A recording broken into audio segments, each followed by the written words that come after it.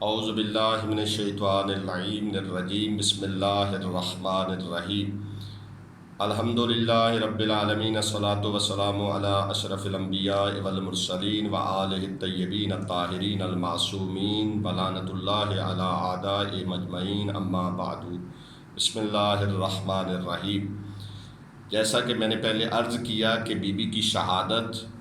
شام کے زندان کے اندر ہوئی تھی، اور اس کے بارے میں اہل سنت کے عالم دین ملا حسین وائز کاشفی اور ابن عصفور نے بھی اپنی مقاتل کے اندر اس کا ذکر کیا ہے، اور بھی بہت سارے علماء ہیں جنہوں نے اس کو بیان کیا ہے کہ حسین علیہ السلام کی ایک بیٹی تھی جس کا انتقال، جن کی شہادت شام کے زندان میں ہوئی ہے، اور ابھی زیارت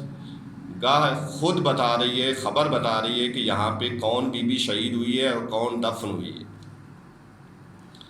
لہٰذا آج کل اس طرح کی باتیں کی جا رہی ہیں کہ بی بی کے کردار کے حوالے سے کہ بی بی کی ایج بہت زیادہ ہوئی، شام سے واپس مدینے آئیں، پھر بی بی نے نعوذ باللہ بہت ساری شادیاں کیں، اور شادیاں بھی ان لوگوں کے ساتھ منسوب کی جا رہی ہیں کہ جو کٹر قسم کے دشمن اہل بیت تھے۔ جس طریقے سے بیان کرنے والے نے نعوذ باللہ یہ بیان کیا کہ جناب سکینہ بنت الحسین کی شادی مصعب ابن زبیر کے ساتھ ہوئی، جو ان دشمنان اہل بیت میں سے ایک ہے کہ امیر مختار نے امام حسین علیہ السلام کے قاتلوں کو اور دشمنوں سے انتقام لے رہا تھا، ان کا بدلہ لے رہا تھا اور ان کو قتل کر رہا تھا۔ اس نے اسی امیر مختار کو قتل کیا۔ تھوڑی دیر کے لیے اگر تاریخ کو چھوڑ بھی دیا جائے تو کون ہے وہ بچی کہ جو ایسے ظالم کے ساتھ، جو خاندانی ظالم ہو، خاندانی دشمن ہو اہل بیت کا، اس کے ساتھ جو ہے وہ شادی کرے، اور وہ بھی جناب سکینہ بنت الحسین، جس کے حوالے سے خود رسول خدا کی حدیث موجود ہے کتب کے اندر کہ جناب جعفر اور جناب امیر المومنین کی اولاد کی طرف جناب رسول خدا نے دیکھ کے کہا کہ ہماری بیٹیاں ہمارے بیٹوں کے لیے ہیں، لہذا یہ ایک دوسرے کا کف ہیں، لہذا ان کی شادی ہم کسی اور میں نہیں کروائیں گے۔ تو جب رسول خدا کی یہ حدیث بھی موجود ہے، اور اس کے بعد خود امام حسین علیہ السلام سے جناب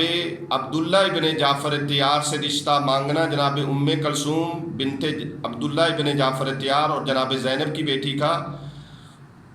اور جناب عبداللہ ابن جعفر طیار کا یہ جواب دینا کہ اس کا اختیار صرف امام حسین کے پاس ہے، اور امام حسین نے منع کر دیا، اور اسی بچی کا رشتہ اس کے چچا زاد بھائی کے ساتھ کر دیا۔ تو یہ ساری چیزیں جو تاریخ بیان کر رہی ہے اس کے پیش نظر یہ بات ممکن نہیں ہے، لیکن مسئلہ یہ ہے کہ تاریخ کے اندر یہ بات کیسے آ گئی، جب اکثر کتب مقاتل کے اندر یہ چیز موجود ہے کہ ایک بچی کی شہادت شام میں ہوئی، زندان میں ہوئی، اس کے باوجود یہ بات کیسے آ گئی؟ تو اکثر کتب کے اندر بچی کا نام درج نہیں ہے، صرف اتنا ملتا ہے کہ امام حسین علیہ السلام کی ایک بیٹی کا انتقال ہوا تھا زندان کے اندر، لیکن اس کا نام نہیں ملتا۔ اس نام کا نہ ملنا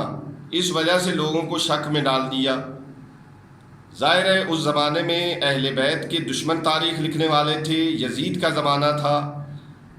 اس کے بعد اس کا فائدہ ابو الفرج اصفہانی نے اٹھایا، اور اس نے یہ سارے واقعات اپنی طرف سے گڑھ کے ساری چیزیں جناب سکینہ بنت الحسین کے ساتھ منسوب کر دیں کہ بی بی کی فلاں سے شادی ہوئی، پھر فلاں سے شادی ہوئی، تو پھر فلاں سے شادی ہوئی۔ ابو الفرج اصفہانی کے بارے میں جو اہل سنت برادران مضمون اس طرح کا لکھ رہے ہیں یا اپنی تقریروں میں اس طرح کی بات کر رہے ہیں تو اپنے علماء کی باتیں پڑھ لیں۔ ابن کثیر نے اس کے بارے میں لکھا ہے کہ یہ اپنے زمانے کا سب سے بڑا جھوٹا آدمی تھا۔ بنی امیہ کے آخری خلیفہ مروان بن حمار کا یہ خاص دربار میں آنے جانے والا تھا، لہذا اس نے اس کی خشنودی کے لیے یہ عمل کیا کہ جھوٹی روایتیں اپنی کتاب کے اندر درج کر کے جناب سکینہ کے کردار کو مشکوک کیا اور مسخ کیا۔ اس کی وجہ سے آج کل ہمارے جدید اور روشن خیال نوجوان کتاب کو دیکھتے نہیں ہیں کہ کتاب کس نے لکھی ہے۔ علم رجال اسی وجہ سے موجود ہے، اور علماء کا یہ کام ہے کہ وہ طے کریں گے کہ یہ چیز غلط ہے یا صحیح ہے۔ صرف کتاب میں ہونا کافی نہیں ہے، بلکہ یہ بھی دیکھنا ضروری ہے کہ آیا جو کتاب کے اندر آیا ہے وہ کسی صحیح بندے نے لکھا ہے یا غلط بندے نے لکھا ہے۔ تو اس ابو الفرج اصفہانی کے بارے میں اکثر اہل سنت کے علماء یہ فرماتے ہیں کہ یہ اکذب الناس ہے، سب سے بڑا جھوٹا آدمی ہے۔ تو جب اتنا جھوٹا آدمی ہے، اس نے اس طرح کی باتیں لکھی ہیں، تو اس کی باتوں پہ کیسے اعتبار کیا جا سکتا ہے، جہاں پہ ابن عصفور جیسا معتبر انسان اپنی مقاتل کے اندر جناب سکینہ کی شہادت لکھ رہا ہے کہ ان کی شام میں ہوئی ہے۔ جب شام میں شہادت ہو گئی تو مدینے کیسے پہنچ گئیں، اور وہاں پہ ان کا یہ سارا جو چیپٹر اس نے کھولا ہے اور یہ سارا کردار مسخ کیا ہے، یہ کیسے ممکن ہے؟ وآخر دعوانا ان الحمد للہ رب العالمین۔